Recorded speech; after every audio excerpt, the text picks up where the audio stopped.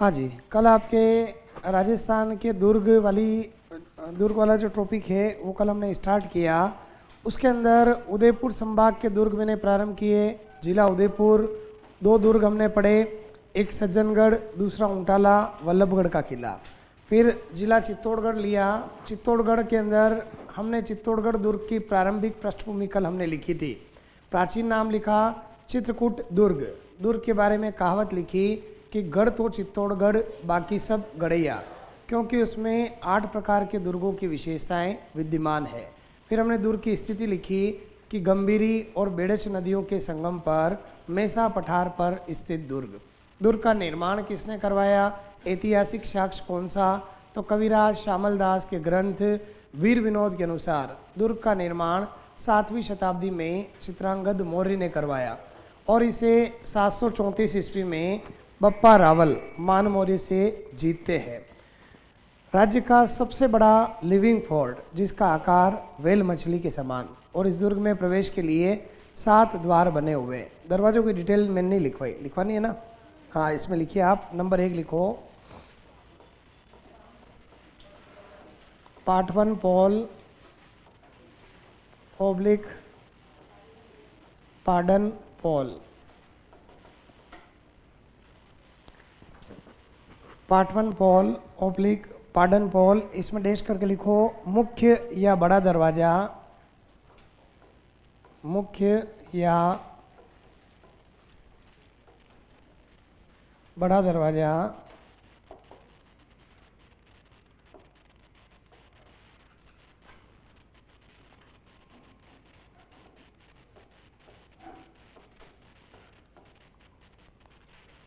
जिसके पास में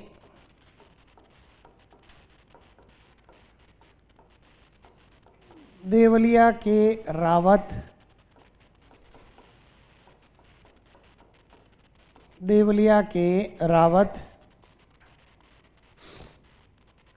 बाघ सिंह का स्मारक बना हुआ है। देवलिया के रावत बाघ सिंह का स्मारक बना हुआ है।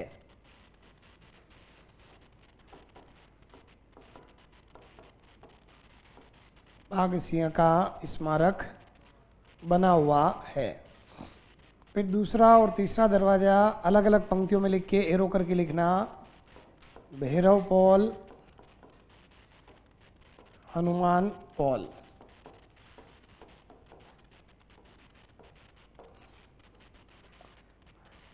भैरव पॉल, हनुमान पॉल, इसमें डैश करके लिखना।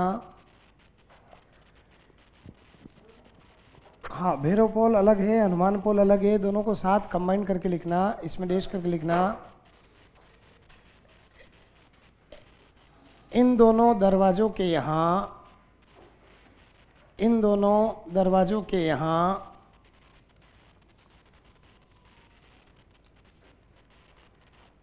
भैरव पॉल, हनुमान पॉल, इसमें डैश करके लिखना। इन दोनों दरवाजों के यहाँ इन दोनों देवताओं की प्रतिमाएं, इन दोनों देवताओं की प्रतिमाएं, इन दोनों देवताओं की प्रतिमाएं स्थापित है।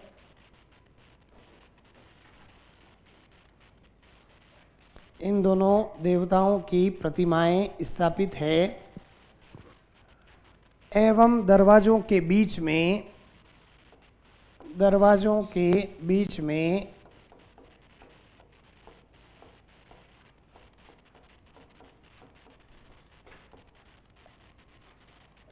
जयमल एवं कल्ला राठौड़ की छतरियां, जयमल एवं कल्ला राठौड़ की छतरियां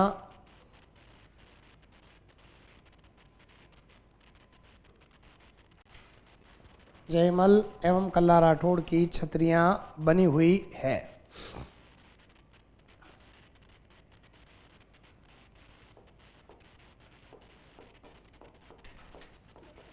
इसके बाद अगला दरवाज़ा नाम लिखिएगा गणेश पॉल। नंबर 5 जोड़ला पॉल। नंबर 6 लक्ष्मण पोल और अंतिम 7वां राम पोल। छठा लक्ष्मण पोल और 7वां राम पोल। 5वां यहाँ लिखा मैंने जोड़ला पोल, जोड़ला पोल, लक्ष्मण पोल और अंतिम 7वां राम पोल। अब राम पोल में डैश करके एक पंक्ति ऐड कीजिएगा। यहाँ पत्ता सिसोदिया का स्मारक बना हुआ है। पत्ता सिसोदिया का स्मारक बना हुआ है। पत्ता सिसोदिया का स्मारक बना हुआ है।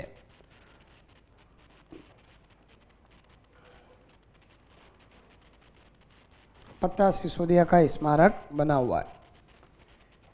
ये तो हो गई बात दुर्ग के दरवाज़ों की डिटेल। 7 दरवाजे हमने लिखे। पार्ट 1 या पाडन पोल, ये मुख्य या बड़ा दरवाज़ा, और इसके पास में देवलिया जो वर्तमान देवगढ़ प्रतापगढ़, यहाँ के सामंत थे रावत बाघ सिंह, उनका स्मारक बना हुआ है। ये वही बाघ सिंह है जो चित्तौड़ के दूसरे साके में वीर गति को प्राप्त हुए। फिर 2 दरवाजे हमने 7 लिखे, भैरव पोल और हनुमान पोल। अब इनके नाम ऐसे क्यों हैं? क्योंकि भैरव पोल के यहाँ भैरू जी की प्रतिमा और हनुमान पोल के यहाँ पर हनुमान जी की प्रतिमा, जबकि दोनों दरवाजों के बीच में चित्तौड़ के तीसरे साके में वीर गति को प्राप्त हुए जयमल और कल्ला राठौड़ की छतरियाँ बनी हुई है। फिर गणेश पोल, जोड़ला पोल, लक्ष्मण पोल और अंतिम हमने लिखा राम पोल। राम पोल के पास पत्ता सिसोदिया का स्मारक बना हुआ है। ये भी चित्तौड़ के तीसरे साके में वीर गति को प्राप्त हुए थे।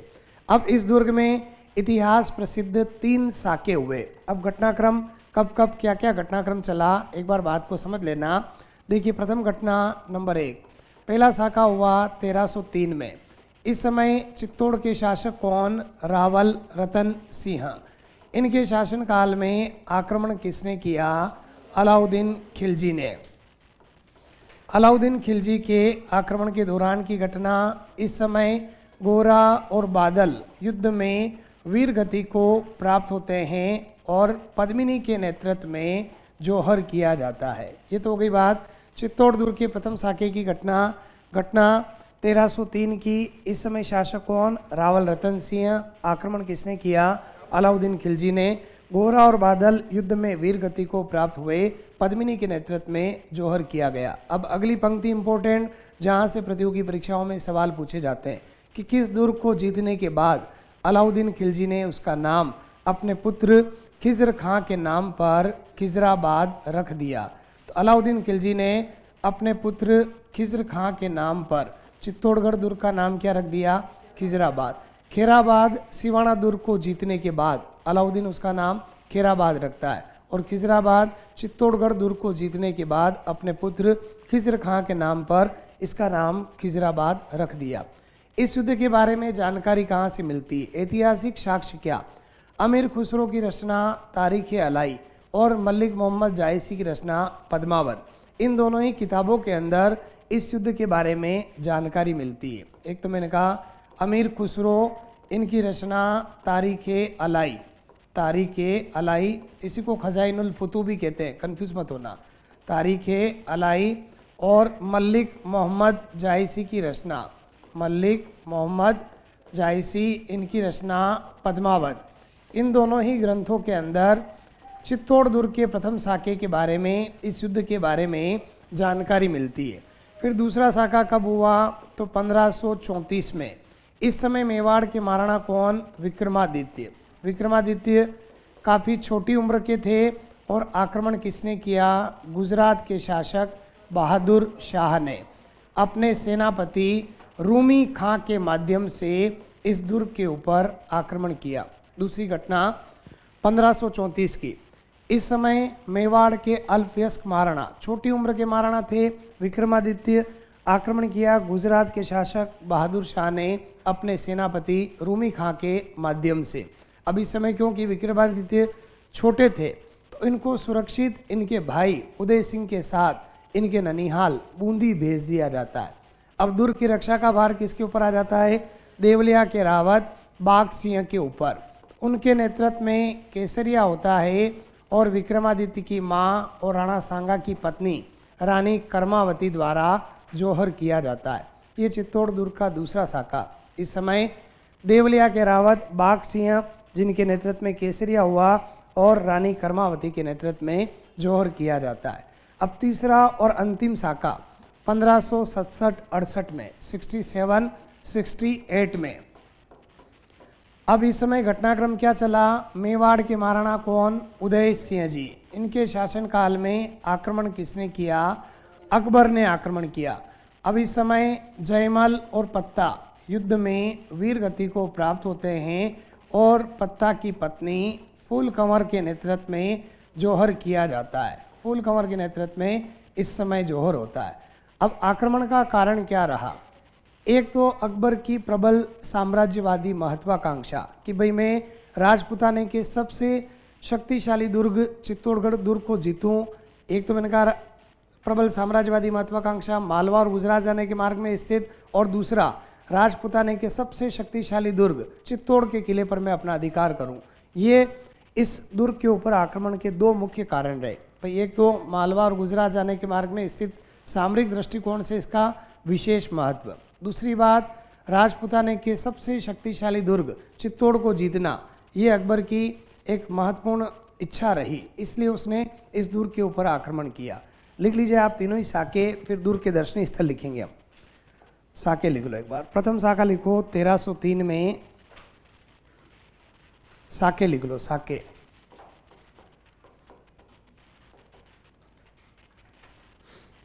प्रथम साका लिखना 1303 में रावल रतन सिंह के शासनकाल में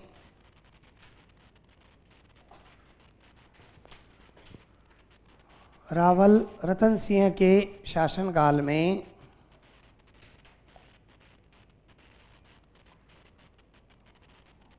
अलाउद्दीन खिलजी के आक्रमण के दौरान अलाउद्दीन खिलजी के आक्रमण के दौरान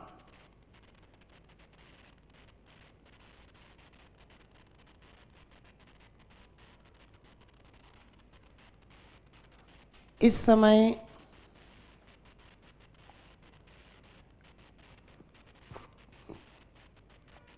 समय गोरा और बादल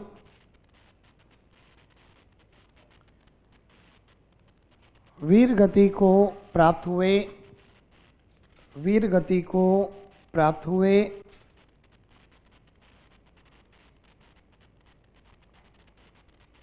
पद्मिनी के नेतृत्व में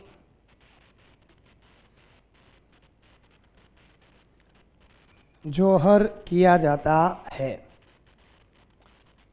पद्मिनी के नेतृत्व में जौहर किया जाता है।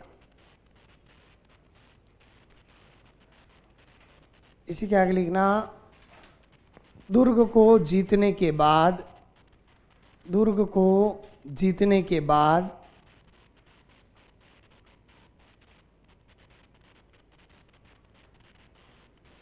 अलाउद्दीन अपने पुत्र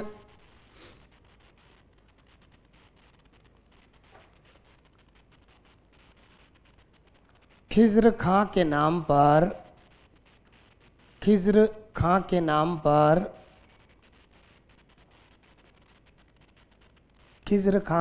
पर इस दुर्ग का नाम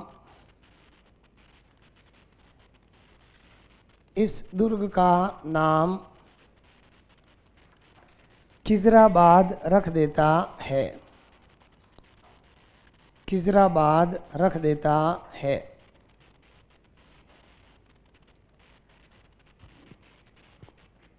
अगली पंक्ति में लिखना, इस युद्ध के बारे में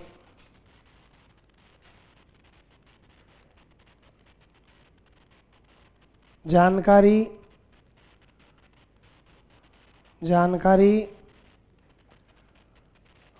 अमीर खुसरो की रचना, अमीर खुसरो की रचना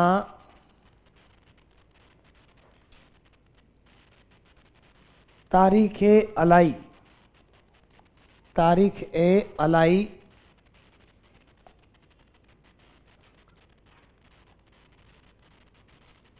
एवं मलिक मोहम्मद जायसी की रचना, मलिक मोहम्मद जायसी की रचना, मलिक मोहम्मद जायसी की रचना पद्मावत में मिलती है, पद्मावत में मिलती है।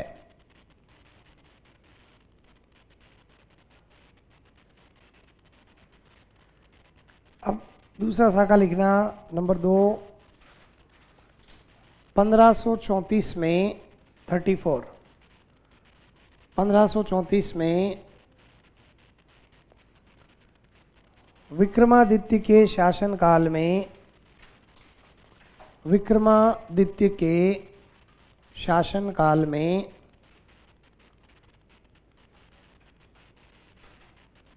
विक्रमादित्य के शासनकाल में गुजरात के शासक बहादुर शाह, गुजरात के शासक बहादुर शाह, गुजरात के शासक बहादुर शाह, कोष्टक में नाम लिखना सेनापति रूमी खां, सेनापति, सेनापति रूमी खां, ये कोष्टक में लिख लेना। रूमी खां के आक्रमण के दौरान, सेनापति रूमी खां के आक्रमण के दौरान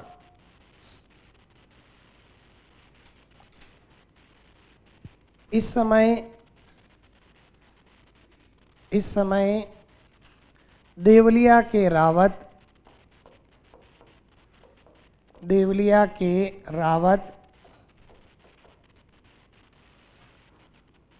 बाघ सिंह के नेतृत्व में, बाघ सिंह के नेतृत्व में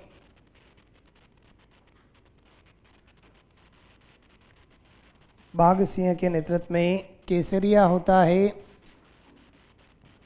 केसरिया होता है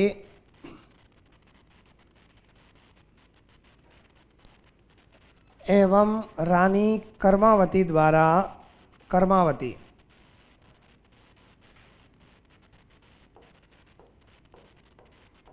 द्वारा जोहर किया जाता है, कर्मावती द्वारा जोहर किया जाता है।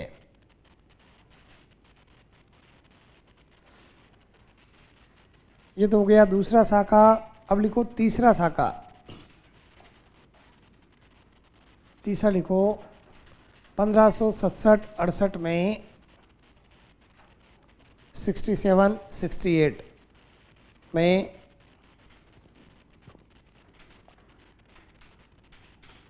उदय सिंह जी के शासनकाल में, उदय सिंह जी के शासनकाल में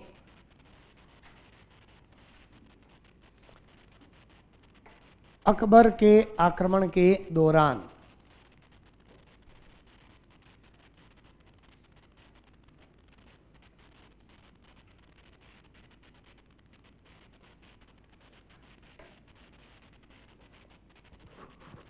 अकबर के आक्रमण के दौरान, इसमें अगली पंक्ति में लिखना इस समय जयमल एवं पत्ता,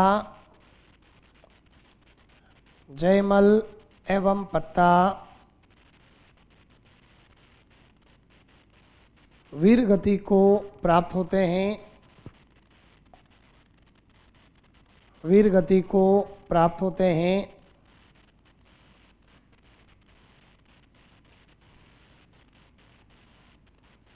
पत्ता की पत्नी फूल कंवर, पत्ता की पत्नी फूल कंवर, फूल कंवर के नेतृत्व में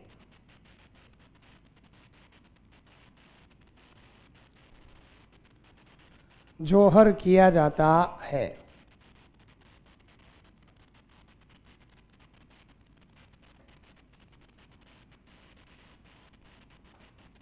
ये हो गई बात चित्तौड़ दुर्ग के तीनों ही शाखों की।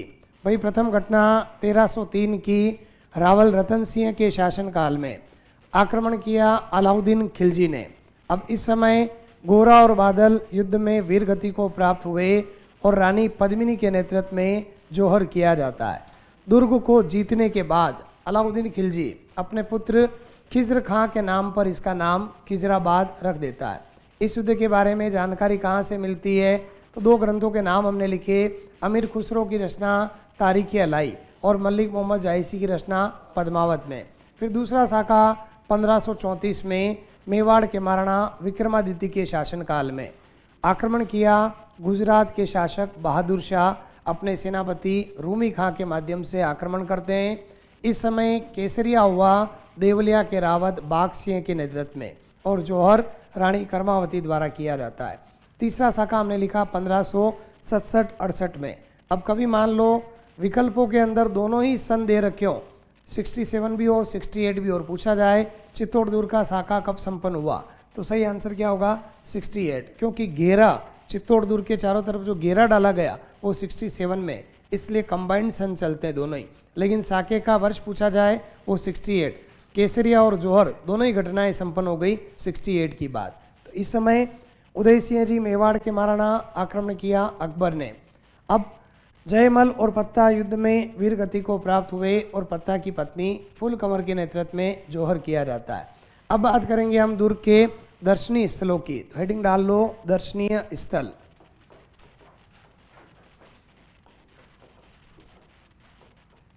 दर्शनीय स्थल में नंबर 1 लिखना विजय स्तंभ ओब्लिक कीर्ति स्तंभ।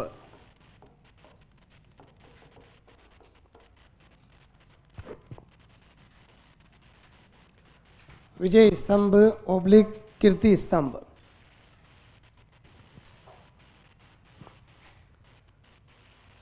अब देखिए चित्तौड़गढ़ दुर्ग में 2 कीर्ति स्तंभ है। एक तो विजय स्तंभ, इसका नाम मैंने क्या लिखा? कीर्ति स्तंभ। क्यों? क्योंकि प्रशस्तियों के अंदर विजय स्तंभ को ही क्या कहा गया है? कीर्ति स्तंभ कहा गया। प्रशस्तियों के अंदर विजय स्तंभ को कीर्ति स्तंभ कहा गया। आप कभी भी ऐसा नहीं पढ़ेंगे कि विजय स्तंभ प्रशस्ति के रचनाकार कौन है, आप पढ़ोगे कीर्ति स्तंभ प्रशस्ति के रचनाकार आत्री भट्ट और महेश भट्ट, ये आप इतिहास में पढ़ोगे। इसका मतलब प्रशस्ति किसकी है? वो विजय स्तंभ की। प्रशस्ति किसे कहते हैं? राजा महाराजाओं की उपलब्धियों का प्रशंसा युक्त वृतांत, वो होती है प्रशस्ति। प्रशस्ति और अभिलेख या शिलालेख में अंतर होता है। शिलालेख में उनके समस्त राजकीय नियमों, उपनियमों, दान, उपाधियों, उनकी वंशावली, सबके बारे में जानकारी मिलती है। लेकिन प्रशस्ति के अंदर केवल राजा महाराजाओं की प्रशंसा, उन्होंने जो उपलब्धियां अर्जित की, उनका प्रशंसा युक्त वृतांत होता है, वो प्रशस्ति कहलाती है। दोनों में अंतर है शिलालेख और प्रशस्ति में। तो प्रशस्तियों के अंदर विजय स्तंभ को ही क्या लिखा गया है? कीर्ति स्तंभ। अब इसका निर्माण कब, किसने और क्यों करवाया? तो देखिए महाराणा कुंभा मांडू एवं मालवा के सुल्तान महमूद खिलजी पर विजय के उपलक्ष्य में, मांडू एवं मालवा के सुल्तान महमूद खिलजी पर विजय के उपलक्ष्य में 1440 में अपने आराध्य देव विष्णु को समर्पित करके इस 9 मंजिला इमारत का निर्माण करवाते हैं। महाराणा कुंभा ने बनवाई। 1437 में सारंगपुर का युद्ध जीता, मांडू और मालवा के सुल्तान महमूद खिलजी को पराजित किया। इस विजय के उपलक्ष्य में उन्होंने विजय स्तंभ का निर्माण करवाया। 9 मंजिला इमारत है, किसको समर्पित? भगवान विष्णु को। यूँ मेवाड़ के महाराणा एकलिंगनाथ को अपना आराध्य देव मानते हैं, लेकिन महाराणा कुंभा परम विष्णु भक्त थे, इसीलिए विजय स्तंभ को विष्णु ध्वज स्तंभ भी कहा जाता है। अब अगली बात करें, ये तो हो गई बात 9 मंजिला इमारत है, इसमें कितनी सीढ़ियाँ और कितने फीट ऊंची? तो देखिए 122 फीट ऊंची इमारत जिसमें 157 सीढ़ियाँ हैं।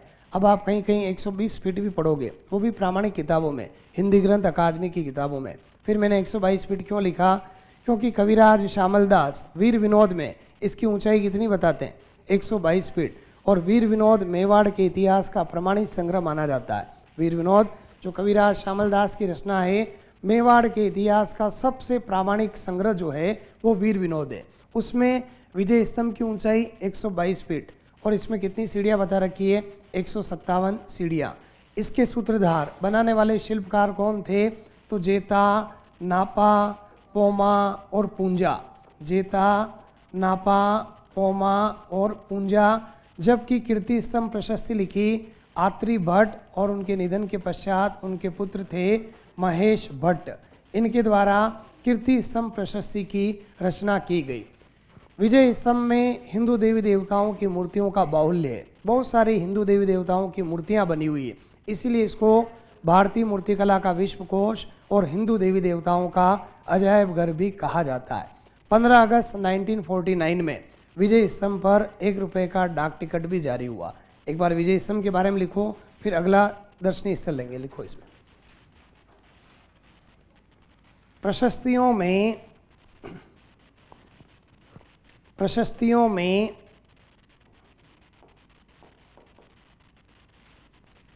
विजय स्तंभ को कीर्ति स्तंभ कहा गया है। प्रशस्तियों में विजय स्तंभ को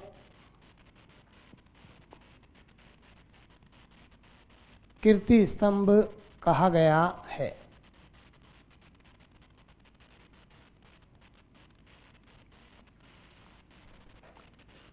इसी के आगे लिखना महाराणा कुंभा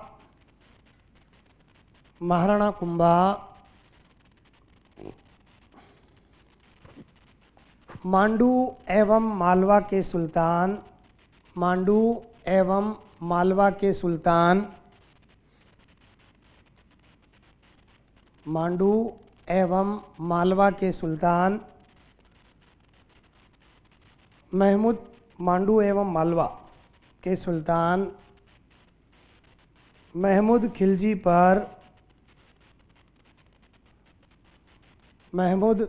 पर विजय के उपलक्ष्य में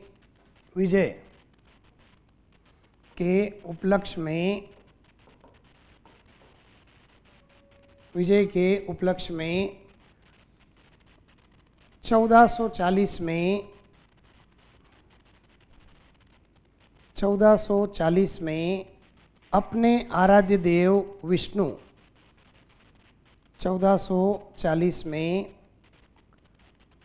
अपने आराध्य देव विष्णु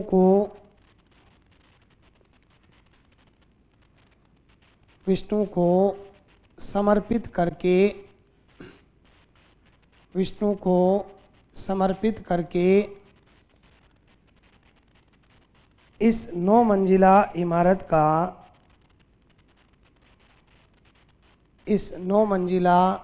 का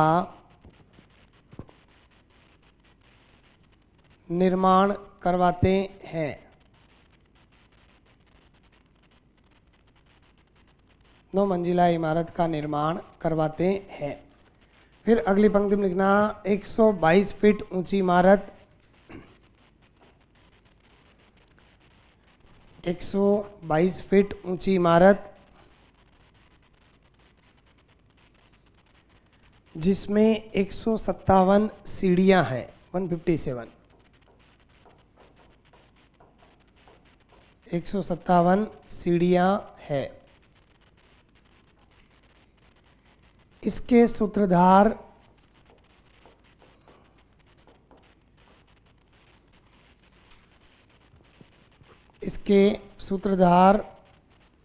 जेता, नापा, पोमा एवं पूंजा थे। इसके सूत्रधार जेता, नापा, पोमा एवं पूंजा थे। इसी के आगे लिखना कीर्ति स्तंभ प्रशस्ति, कीर्ति स्तंभ प्रशस्ति के रचयिता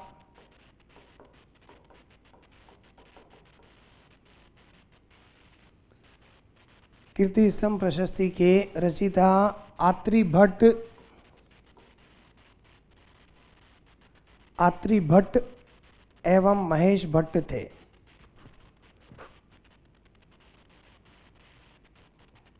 आत्री भट्ट एवं महेश भट्ट थे। फिर अगली पंक्ति में लिखना विजय स्तंभ में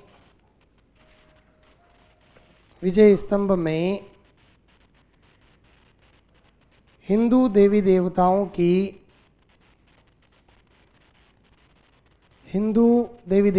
की मूर्तियों का बाहुल्य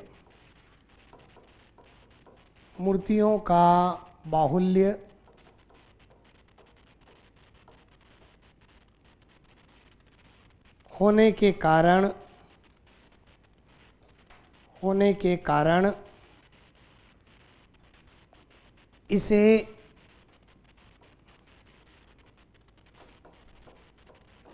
भारतीय मूर्तिकला का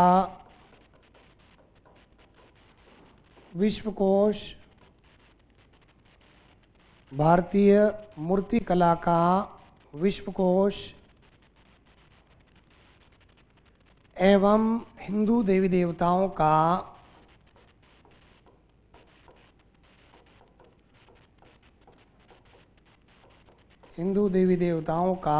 अजायब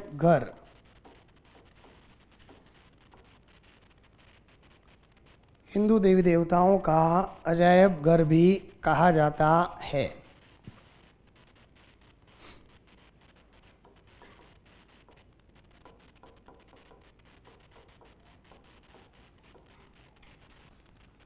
फिर अगली पंक्ति में लिखना 15 अगस्त 1949 में विजय स्तंभ पर 1 रुपये का डाक टिकट भी जारी किया गया।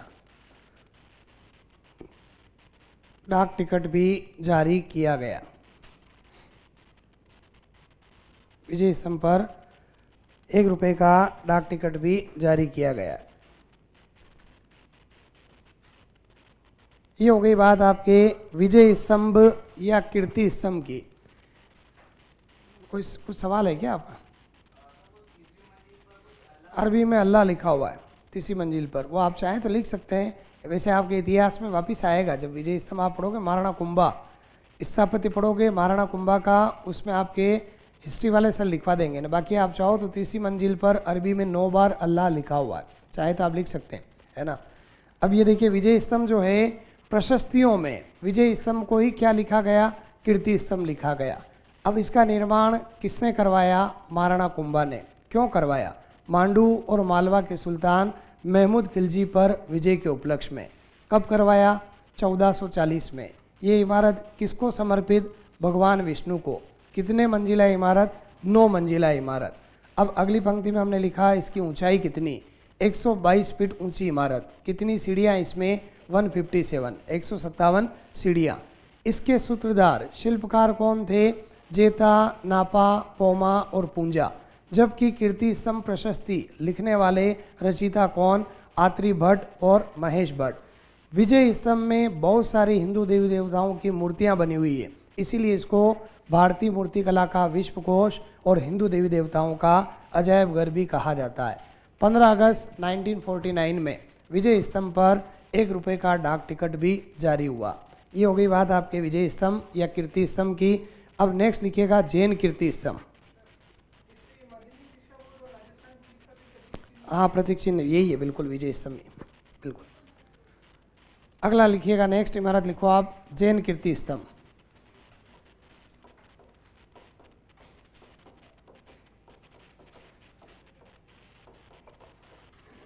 जैन कीर्ति स्तंभ, ये माध्यमिक शिक्षा बोर्ड और राजस्थान पुलिस जो कह रहे हैं उनका लोगो यही है, बिल्कुल विजय स्तंभ। आपने देखा होगा विजय स्तंभ की आकृति बनी होती है। जैन कीर्ति स्तंभ, अब एक बार बात को समझना, विजय स्तंभ अलग इमारत हो गई, कीर्ति स्तंभ वो एक ही बात हो गई, वो महाराणा कुंभा द्वारा निर्मित। ये जैन कीर्ति स्तंभ, इसका निर्माण किसने करवाया? एक दिगंबर जैन सानाई के पुत्र जिंजा। 10वीं या 11वीं शताब्दी में दिगंबर जैन सानाई के पुत्र जिंजा द्वारा निर्मित 7 मंजिला और 75 फीट ऊंची इमारत। वो तो 9 मंजिला थी, 122 फीट ऊंची इमारत थी। ये 7 मंजिला और 75 फीट ऊंची इमारत ये किसको समर्पित है? जैनियों के प्रथम तीर्थंकर भगवान आदिनाथ या ऋषभदेव, उनको समर्पित इमारत है। वो महाराणा कुंभा ने जो बनवाया विजय स्तंभ या कीर्ति स्तंभ, वो भगवान विष्णु को समर्पित, ये भगवान आदिनाथ को समर्पित। लिख लो आप इसमें 10वीं 11वीं शताब्दी में, 10वीं 11वीं शताब्दी में दिगंबर जैन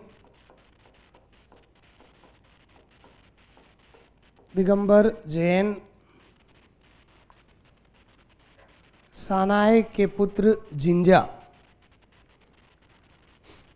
सानाय के पुत्र जिंजा, सानाय के पुत्र जिंजा द्वारा भगवान आदिनाथ को समर्पित करके, भगवान आदिनाथ को समर्पित करके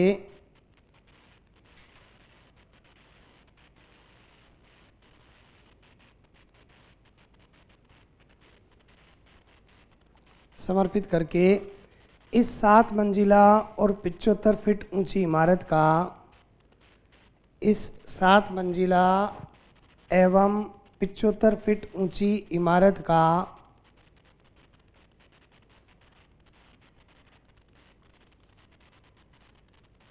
निर्माण करवाया गया, निर्माण करवाया गया। दोनों अलग अलग इमारतें हो गई। विजय स्तंभ या कीर्ति स्तंभ वो अलग, ये जैन कीर्ति स्तंभ। इसका निर्माण 10वीं 11वीं शताब्दी में दिगंबर जैन सानाय के पुत्र जिंजा करवाते हैं। जैनियों के प्रथम तीर्थंकर भगवान आदिनाथ को समर्पित। वो 9 मंजिला इमारत थी, ये 7 मंजिला। वो 122 फीट इंच ऊंची इमारत, ये 75 फीट ऊंची इमारत। अब अगला स्थान लिखो इसके बाद, सतबीस देवरी।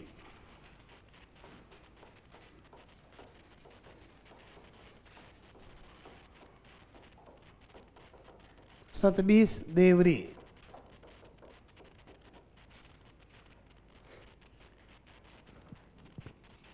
अब देखिए सतबीस देवरी क्या है? 7 + 20 यानी कि 27। 27 छोटे छोटे जैन मंदिरों का एक समूह जो चित्तौड़गढ़ दुर्ग में बना हुआ है, उसे किस नाम से जानते हैं? सतबीस देवरी। तो लिख लो आप इसमें 7 + 20 डैश करके लिखना 27। 27 छोटे छोटे जैन मंदिरों का समूह। 27 छोटे छोटे जैन मंदिरों का समूह।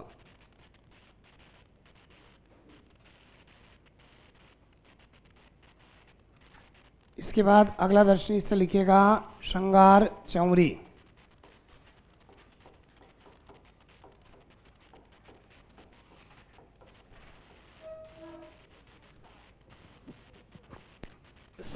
सात हो गया, 20 ये याद रखने के लिए आज से कि 27। ये इसका शाब्दिक अर्थ स्पष्ट किया। सत का मतलब हो गया 7 और आगे लिखा 20। 7 और 20 को जोड़ा कितना हो गया? 27। भाई जैसे विष्णुई संप्रदाय पढ़ा आपने, विष्णुई जाम्बोजी ने कुल कितने नियम दिए? 29। अब हम पढ़ते हैं 20 + 9, ठीक है, उसको लिखते हैं नौई, है ना। 20 को लिखते हैं 20 + 9 को लिखते हैं नौई। इससे क्या बना? विष्णुई। अब 20 + 9 को जोड़ा कितने हो गए? 29। वो समझने के लिए आज से समझ गए आप। ठीक वैसे ही यहाँ मैंने लिखा सतबीस देवरी। 7 + 20 यानी कि 27 छोटे छोटे जैन मंदिरों का समूह हो गया। अब अगला स्थल लिखा मैंने श्रृंगार चौरी। अब देखिए श्रृंगार चौरी है क्या? ये महाराणा कुंभा का कोषाध्यक्ष था शाह कोल्हा, उसका पुत्र वेलका जैन, उसके द्वारा निर्मित जैनियों के 16वें तीर्थंकर भगवान शांतिनाथ का एक मंदिर है। अब जब हम गाइड बुकें पढ़ते हैं वहाँ लिखा रहता है महाराणा कुंभा की पुत्री रमाबाई, उनकी चंवरी यहीं लगाई गई, विवाह का जो मंडप है वो यहीं बनाया गया, है ना, हम ऐसा पढ़ते हैं। लेकिन मूल रूप में श्रृंगार चंवरी क्या है? मूल रूप में श्रृंगार चंवरी एक जैन मंदिर है जिसका निर्माण महाराणा कुंभा के कोषाध्यक्ष शाह कोल्हा के पुत्र वेलका जैन करवाते हैं। जैनियों के 16वें तीर्थंकर भगवान शांतिनाथ का मंदिर है। लिख लो आप इसमें, कुंभा के कोषाध्यक्ष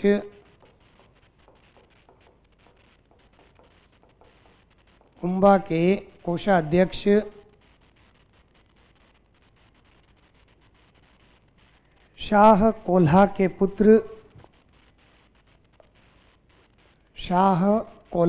पुत्र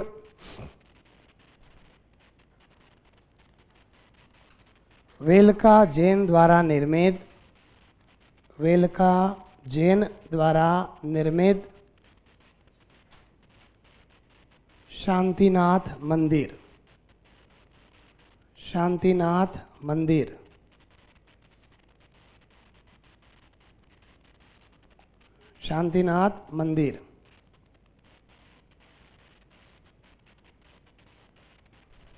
ये हो गई बात श्रृंगार चौरी की। महाराणा कुंभा के कोषाध्यक्ष शाह कोल्हा के पुत्र थे वेलका जैन। उन्होंने इस मंदिर का निर्माण करवाया। जैनियों के 16वें तीर्थंकर भगवान शांतिनाथ का मंदिर है। अब अगला मंदिर में लिख रहा हूँ, अगला मंदिर लिखो कुंभश्याम मंदिर।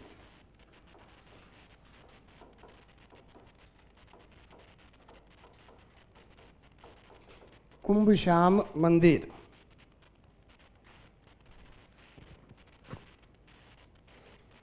देखिए, कुंभश्याम मंदिर महाराणा कुंभा द्वारा निर्मित भगवान विष्णु के वराह अवतार का मंदिर है। भगवान विष्णु के वराह अवतार का मंदिर निर्माण किसने करवाया? महाराणा कुंभा ने। इसी मंदिर परिसर में, इसके अहाते में एक मंदिर और बना हुआ है, मीरा का मंदिर। और इस मंदिर के कोने में मीरा के गुरु रैदास की छतरी बनी हुई है। अब देखिए, रैदास का राजस्थान से कोई संबंध नहीं है, लेकिन इनकी छतरी चित्तौड़गढ़ दुर्ग में मीरा मंदिर के कोने में। जैसे आप पढ़ोगे राठौड़ दुर्गादास, उनकी छतरी कहाँ है? उज्जैन में क्षिप्रा नदी के तट पर। अब राठौड़ दुर्गादास का संबंध मारवाड़ से रहा, लेकिन छतरी कहाँ बनी हुई है? उज्जैन में क्षिप्रा नदी के तट पर। रैदास का राजस्थान से कोई संबंध नहीं, लेकिन उनकी छतरी राजस्थान में चित्तौड़गढ़ दुर्ग में मीरा मंदिर के कोने में। दोनों ही छतरियों पर एग्जाम में सवाल पूछे जाते हैं। रैदास की छतरी, दुर्गादास राठौड़ की छतरी। लिख लो आप। कुंभश्याम मंदिर में लिखो कुंभा द्वारा निर्मित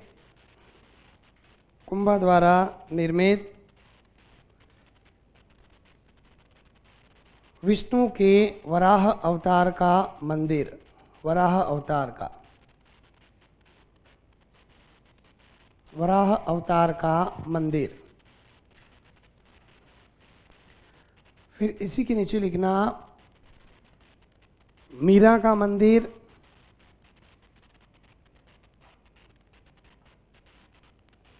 मीरा का मंदिर, इसमें डैश करके लिखना, इस मंदिर के एक कोने में, इस मंदिर के एक कोने में मीरा के गुरु रैदास की छतरी बनी हुई है।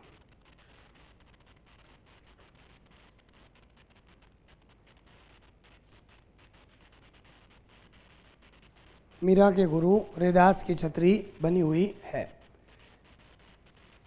ये हो गई बात आपके कुंभश्याम मंदिर की। महाराणा कुंभा ने बनवाया भगवान विष्णु के वराह अवतार का मंदिर। इसी मंदिर परिसर में एक मंदिर मीरा का मंदिर, और इस मंदिर के कोने में मीरा के गुरु रैदास की छतरी बनी हुई है। अब अगला देव मंदिर बहुत इंपॉर्टेंट, सवाल की संभावना रहती है। लिखो आप त्रिभुवन नारायण शिव मंदिर। त्रिभुवन नारायण शिव मंदिर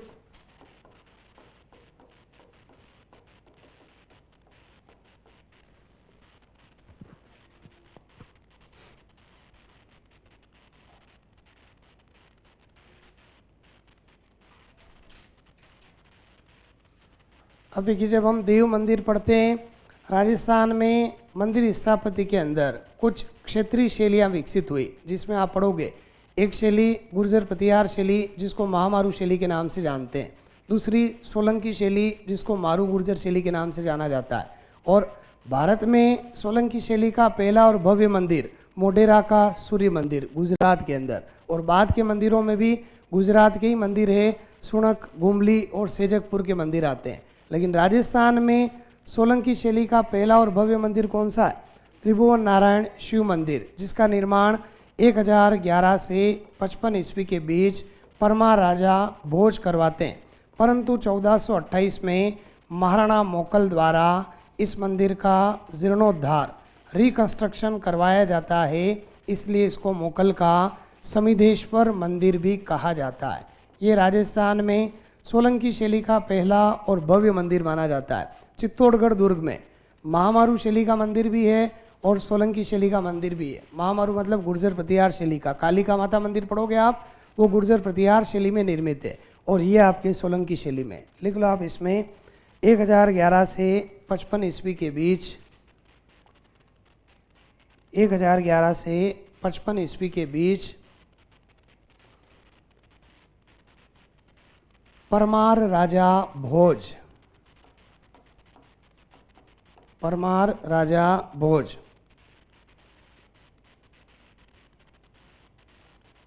परमार राजा भोज द्वारा निर्मित,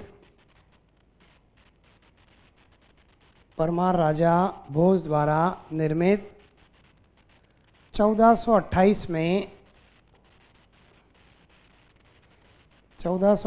में महाराणा मोकल इस मंदिर का जीर्णोद्धार करवाते हैं। जीर्णोद्धार नहीं समझ में आए, रिकंस्ट्रक्शन लिख लेना। जीर्णोद्धार करवाते हैं,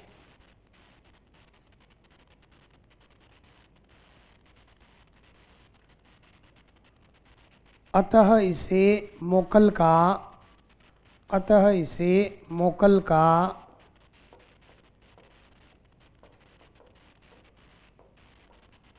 समिधेश्वर मंदिर भी कहा जाता है। समिधेश्वर मंदिर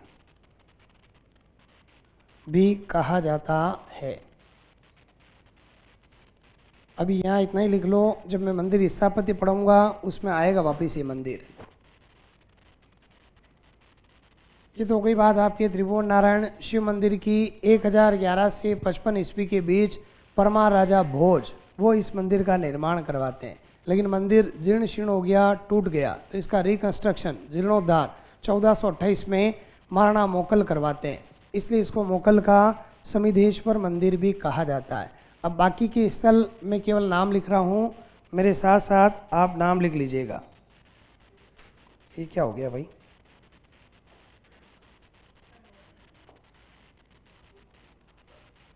चल तो रहा है, कलर चेंज हो गया, कोई बात नहीं, इस पे लिखूं, कोई दिक्कत तो नहीं। चलिए, मैं बाकी के नाम लिख रहा हूँ देव मंदिरों के, आप उनकी केवल नाम लिखने, और आपकी कोई जिज्ञासा हो, कोई सवाल हो तो आप मेरे से पूछ सकते हैं, ठीक है ना। मैं नाम लिख रहा हूँ, मेरे साथ साथ लिखो। नेक्स्ट लिखो कालिका माता मंदिर। इसमें एक पंक्ति लिख लेना केवल, कालिका माता मंदिर में यह एक सूर्य मंदिर है, यह एक सूर्य मंदिर है। कालिका माता मंदिर, इसमें पंक्ति लिख लेना, यह एक सूर्य मंदिर है।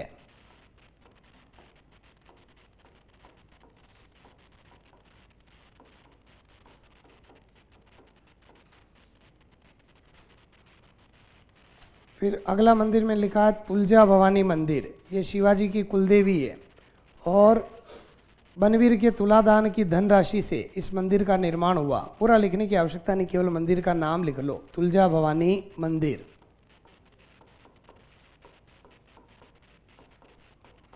बाण माता ओब्लिक बाण माता मंदिर,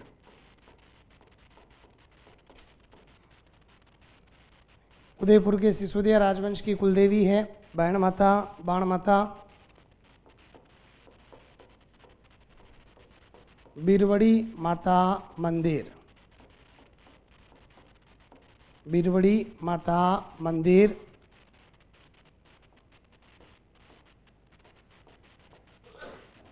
कुकड़ेश्वर महादेव मंदिर, कुकड़ेश्वर महादेव मंदिर।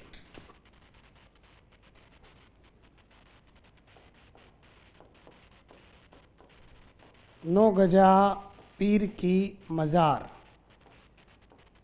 देखिए, नौ गजा जैन मंदिर वो राजौरगढ़ अलवर के अंदर, और नौ गजा पीर की मज़ार चित्तौड़गढ़ दुर्ग में। नौ गजा पीर की मज़ार।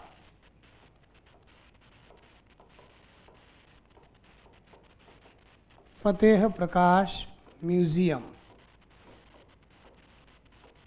नौ गजा पीर की मज़ार लिखा मैंने, फिर इसके बाद इधर लिखा है मैंने फतेह प्रकाश म्यूज़ियम।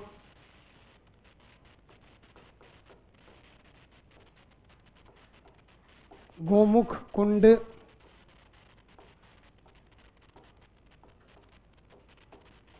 भीमलत कुंड,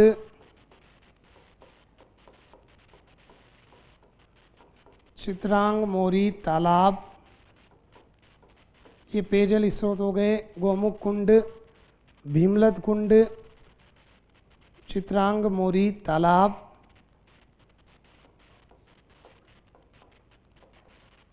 पद्मिनी महल,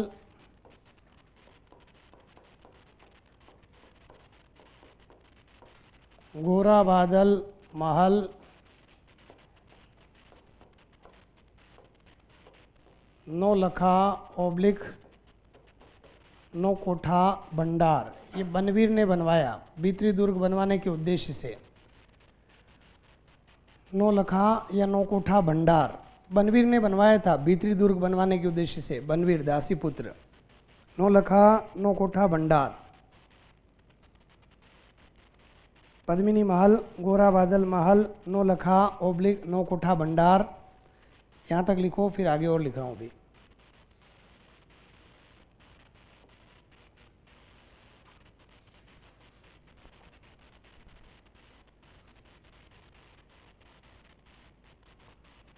यहाँ तक लिख लिया आप लोगों ने?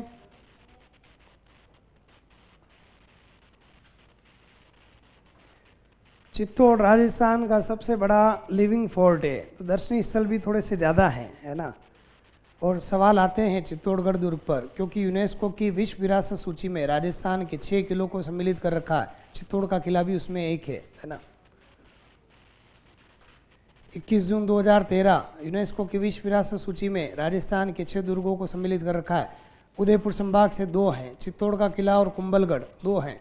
तो अभी आपकी बात करेंगे ये भी। ये लिख लिया आपने? हाँ, अब इसके बाद आगे लिखो। इसके बाद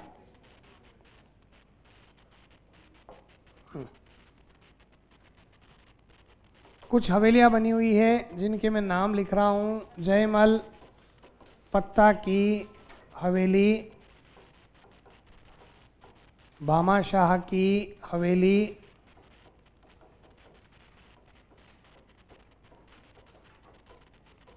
जयमल पत्ता की हवेली, भामाशाह की हवेली, रामपुरा ठिकाने की हवेली, सलुम्बर ठिकाने की हवेली,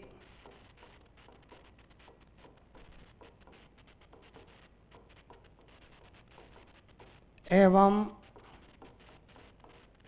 लाखोटा की बारी आदि।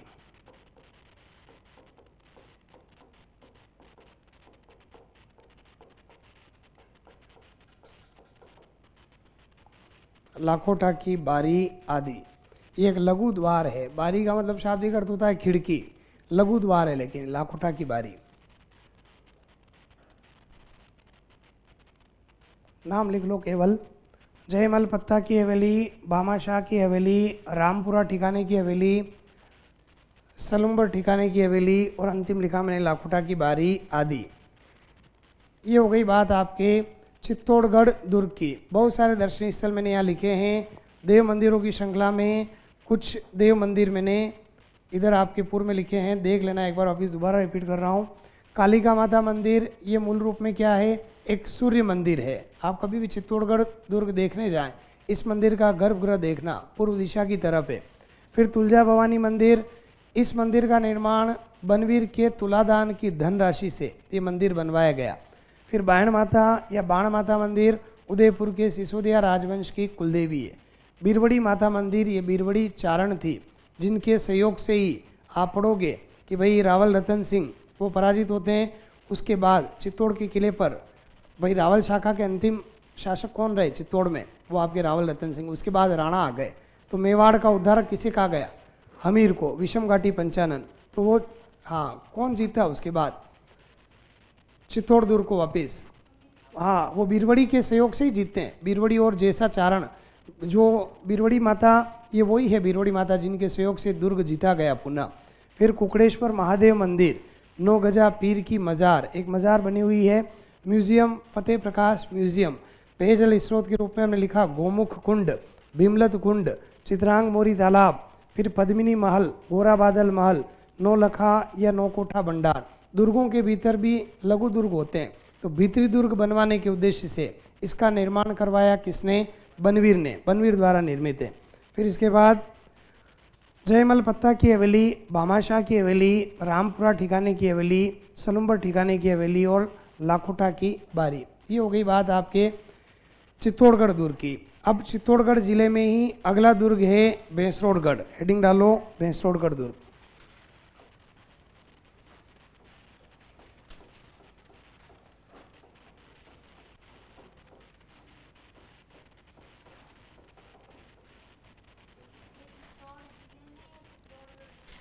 नहीं, चित्तौड़गढ़ जिला, जिला चयन नहीं करना।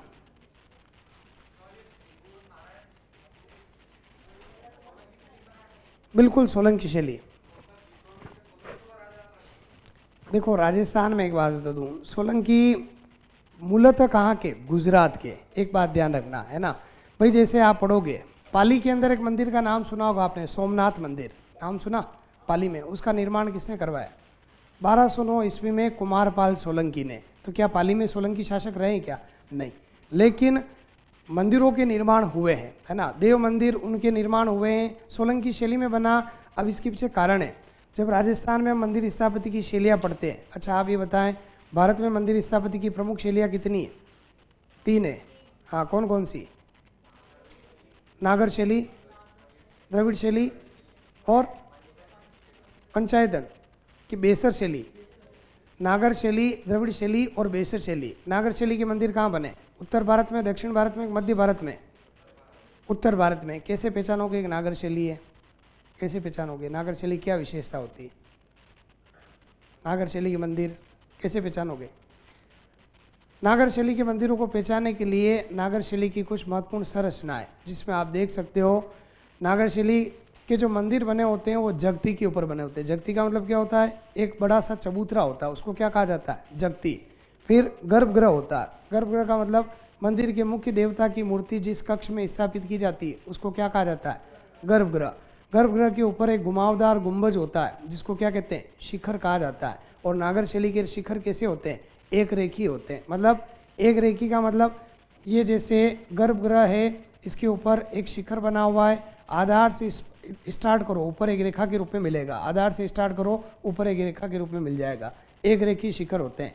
फिर गर्भगृह के बाहर मंडप होता है, मंडप का मतलब सभागृह, जहाँ पर श्रद्धालु आते हैं, खड़े होते हैं, भगवान के दर्शन करते हैं, गायन वादन नर्तन ये सभी क्रियाकलाप किए जाते हैं, वो क्या कहलाता है, मंडप।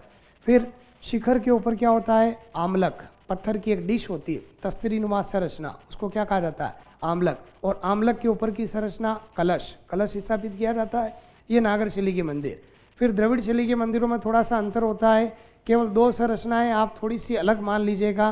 द्रविड़ शैली के मंदिरों में अलंकरण ज़्यादा होता है, नागर शैली के मंदिरों में अलंकरण इतना नहीं होता है। द्रविड़ शैली के मंदिरों में जो शिखर होता है उसको शिखर नहीं कहते, उसको क्या कहा जाता है, विमान कहा जाता है, जो सामान्यतः ऊंचा बहुमंजिला और पिरामिड नुमा होता है, ऐसा नहीं होता है।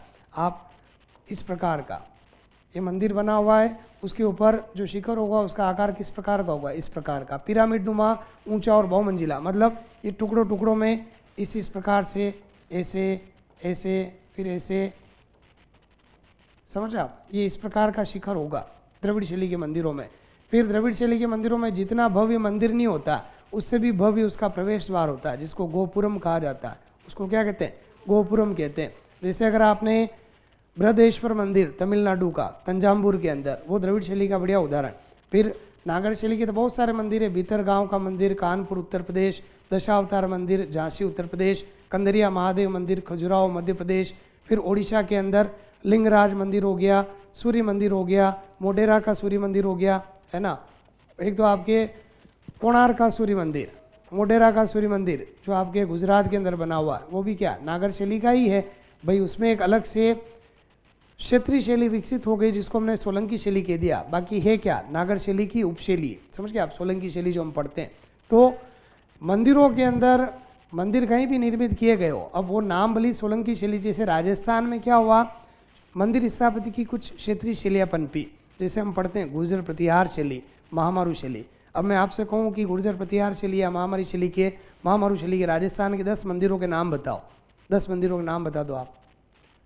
10 मंदिर कौन कौन से? RS प्री में सवाल आया एक तो सीधा सवाल, आह्वा का कामेश्वर महादेव मंदिर पूछा गया, किस शैली में बना हुआ है? महामारू गुर्जर प्रतिहार शैली के अंदर। फिर आहड़ के अंदर आदिवरा और मीरा मंदिर उदयपुर के अंदर आहड़ में, ये भी किस में? महामारू गुर्जर प्रतिहार शैली में। फिर ओशिया जोधपुर नाम सुना? ओशिया, ओशिया को राजस्थान का भुवनेश्वर कहते हैं और जैन ग्रंथों में ओशिया का नाम मिलता है उपकेश पट्टन, 8वीं से 11वीं शताब्दी में निर्मित जैन और ब्राह्मण मंदिरों के लिए प्रसिद्ध है। वहाँ पर ओशिया के अंदर सचिया माता मंदिर के पास में एक सूर्य मंदिर बना हुआ है, वो किस शैली में? महामारू शैली के अंदर।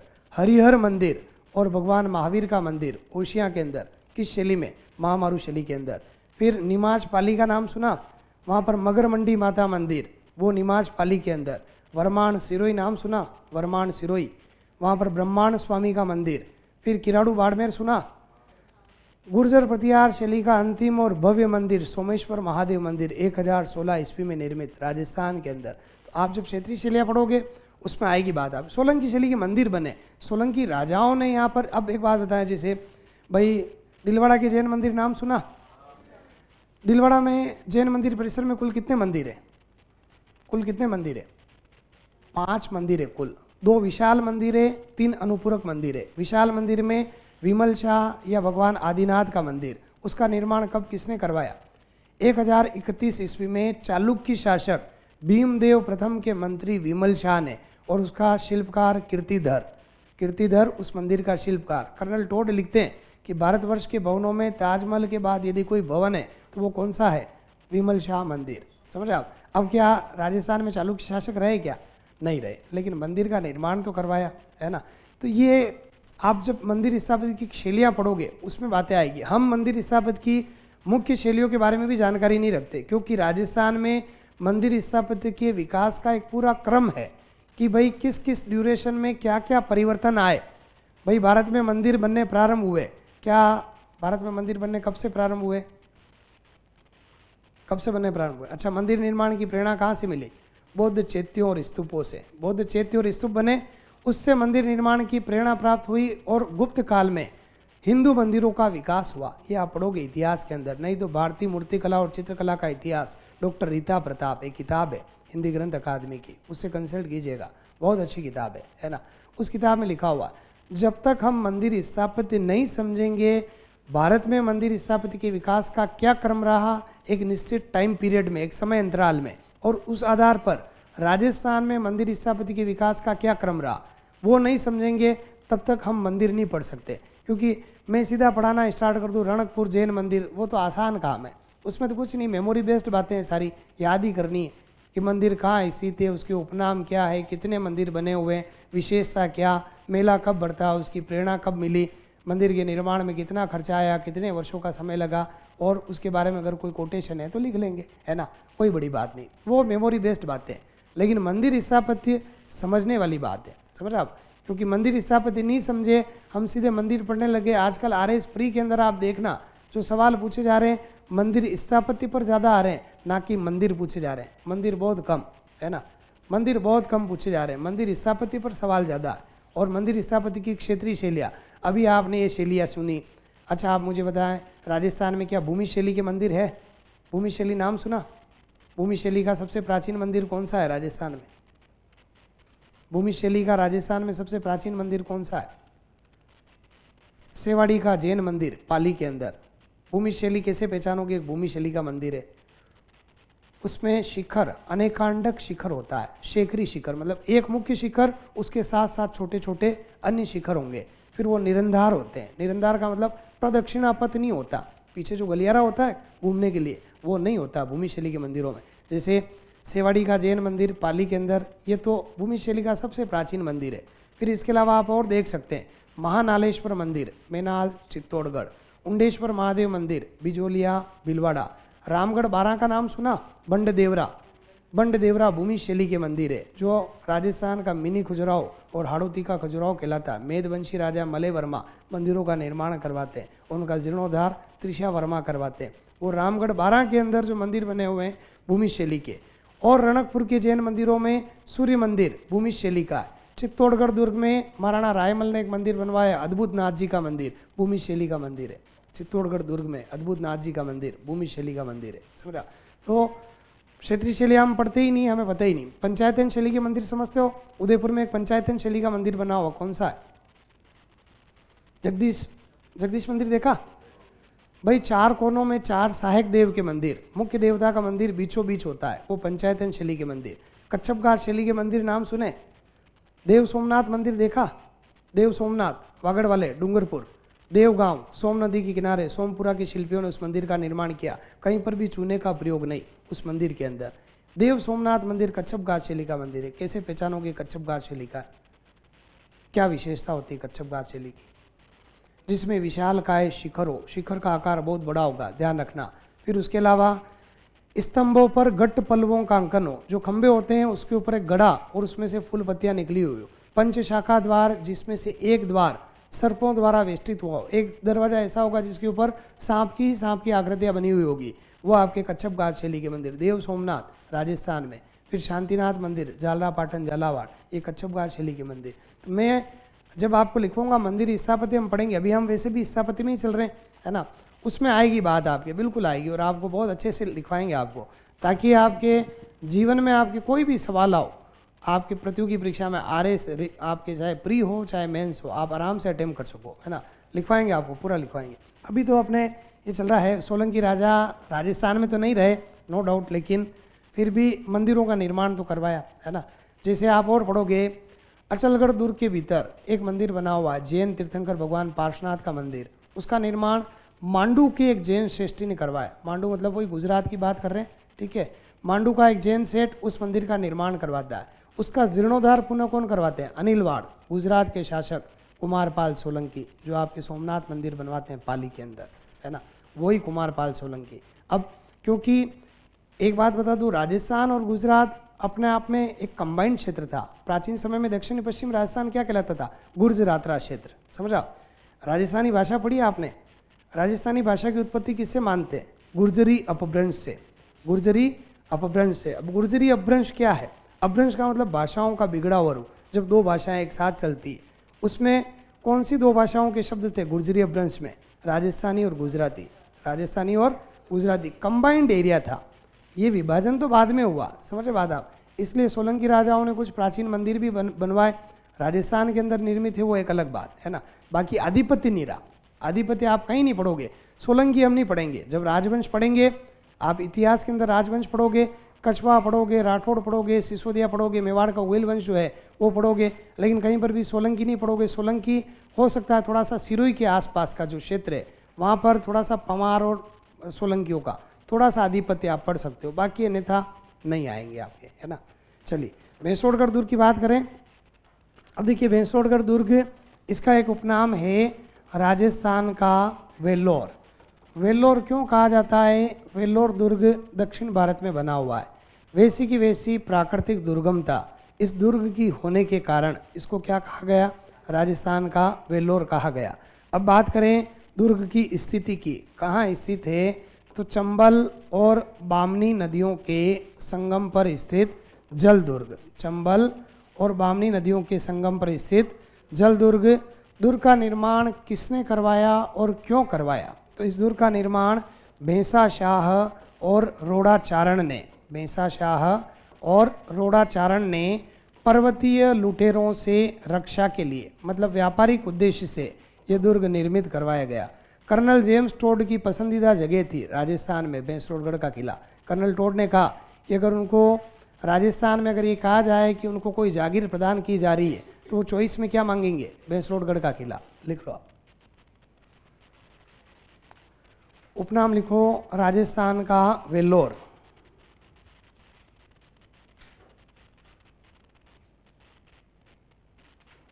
राजस्थान का वेल्लोर। फिर अगली वेल्लोर। हाँ, ये थोड़ी सी मेरी हैंड राइटिंग ऐसी है, नहीं समझ में आए तो आप मेरे से पूछ लेना, गलत मत लिखना, है ना। वेल्लोर। फिर अगली पंक्ति में लिखना चंबल एवं बामनी नदियों के संगम पर स्थित, चंबल एवं बामनी नदियों के संगम पर स्थित जलदुर्ग। जलदुर्ग। फिर अगली पंक्ति में लिखना भैंसाशाह एवं रोड़ाचारण। भैंसाशाह एवं रोड़ाचारण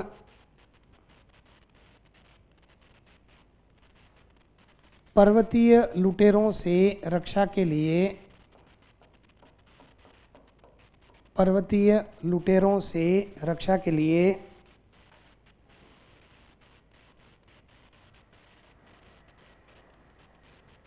इस दुर्ग का निर्माण करवाते हैं।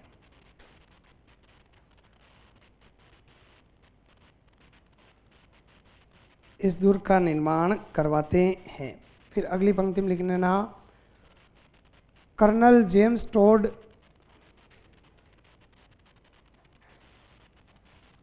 कर्नल जेम्स टोड जागीर के रूप में,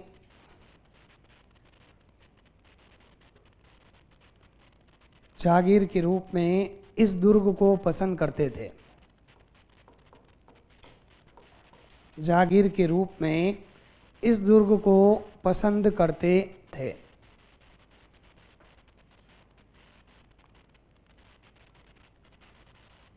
ये हो गई बात आपके भैंसरोडगढ़ दुर्ग की। एक उपनाम हमने लिखा राजस्थान का वेल्लोर।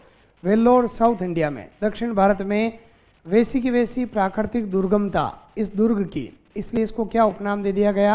राजस्थान का वेल्लोर। दुर्ग की स्थिति की बात की हमने, चंबल और बामनी। आप पढ़ोगे कि चंबल में बामनी नदी आकर मिलती है, कहाँ? भैंसरोडगढ़ में। और एक जलप्रपात बनता है, कौन सा? चूलिया। तो भैंसरोडगढ़ जो दुर्ग है वो चंबल और बामनी नदियों के संगम पर स्थित। निर्माण इसका भैंसाशाह और रोड़ाचारण करवाते हैं। क्यों? पर्वतीय लुटेरों से रक्षा के लिए। और कर्नल टोड ने एक बार कहा कि भाई अगर उनको जागीर के रूप में पेशकश की जाए कि राजस्थान में कौन सा स्थान चाहिए, वो कौन सा दुर्ग मांगेंगे? भैंसरोडगढ़ का किला। ये हो गई बात आपके चित्तौड़ जिले की। अब अगला जिला लिखो राजसमंद, दुर्ग लिखो कुंभलगढ़।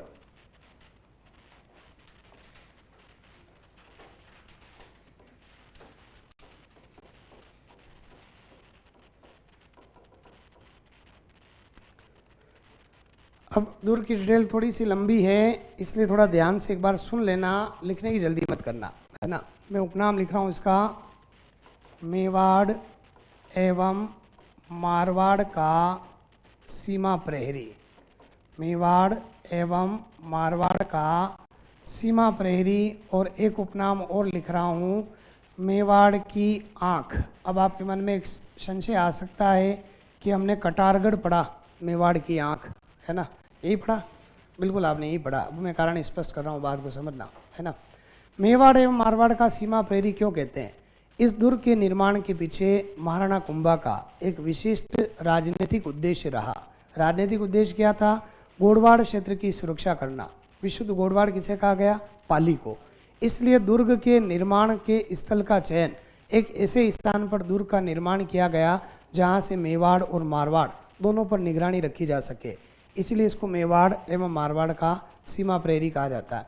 अब आप गाइड बुक में पढ़ते हो कि इस दुर्ग के भीतर लघु दुर्ग बना हुआ कटारगढ़, जिसको मेवाड़ की आँख कहा जाता है। मैंने उपनाम लिखा दुर्ग का ही, मेवाड़ की आँख। क्यों लिखा? राजस्थान सुजस, राजस्थान सुजस दुर्ग दर्पण विशेषांक, उसमें आप पढ़ोगे, सूचना और जनसंपर्क निदेशालय राज्य सरकार की किताब है, उसमें लिखा हुआ है इस दुर्ग की भौगोलिक स्थिति इस प्रकार की है कि जब तक दुर्ग के निकट नहीं पहुंचा जाए दुर्ग दिखाई नहीं देता, इसलिए इसको क्या कहा जाता है, मेवाड़ की आंख कहा जाता है। दुर्ग का ही उपनाम लिखा हुआ है। अब ये गाइड बुक में कई प्रामाणिक किताब में आप ऐसा नहीं पढ़ोगे कि इस दुर्ग के भीतर जो कटारगढ़ बना हुआ है उसको मेवाड़ की आंख कहते हैं, ऐसा आप किसी भी प्रामाणिक किताब के अंदर आप नहीं पढ़ोगे, ये केवल गाइड बुकों के अंदर लिखा हुआ है। अब देखिए इस दुर्ग का निर्माण किसने कब करवाया। जिस स्थान पर ये दुर्ग बना हुआ है वहाँ पहले से एक दुर्ग था जिसका निर्माण मौर्य शासक संप्रति ने करवाया। उस दुर्ग के खंडर बच गए। उन्हीं खंडरों के ऊपर 1448 में महाराणा कुंभा अपनी पत्नी कुंभल देवी की स्मृति में मंडन, ये नाम बहुत इम्पोर्टेंट, मंडन शिल्पी की देख रेख में इस दुर्ग का निर्माण करवाते हैं। भाई जिस स्थान पर कुंभलगढ़ का किला बना हुआ है वहाँ पहले से एक दुर्ग था जिसका निर्माण मौर्य शासक संप्रति ने करवाया। उसके खंडर बच गए। उन्हीं खंडरों पर 1448 में महाराणा कुंभा अपनी पत्नी कुंभल देवी की स्मृति में मंडन शिल्पी की देख रेख में इस दुर्ग का निर्माण करवाते हैं। कविराज श्यामल दास के ग्रंथ वीर विनोद के अनुसार यह दुर्ग समुद्र तल से लगभग 3568 फीट की ऊंचाई पर अरावली पर्वतमाला की एक चोटी पर स्थित है। अब आप पढ़ोगे जरगा पहाड़ी, आप ये भी पढ़ोगे गाइड बुक में, लेकिन कहीं पर भी राजस्थान के प्रमुख दुर्ग डॉक्टर राघवेंद्र सिंह मनोहर किताब से कंसल्ट कर लीजिएगा, क्या वो लिखते हैं जरगा पहाड़ी, वो लिखते हैं कि कविराज श्यामलदास वीर विनोद में इस बात का उल्लेख करते हैं कि यह दुर्ग समुद्र तल से लगभग 3568 फीट की ऊंचाई पर अरावली पर्वतमाला की एक चोटी पर स्थित है।